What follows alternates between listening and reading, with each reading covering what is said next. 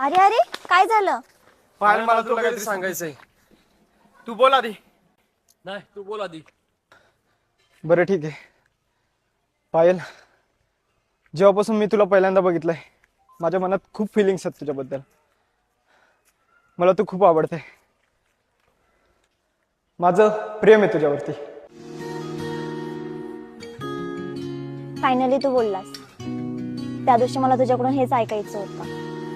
आणि हो प्रशांत, मलाही तू खूप आवडतोस.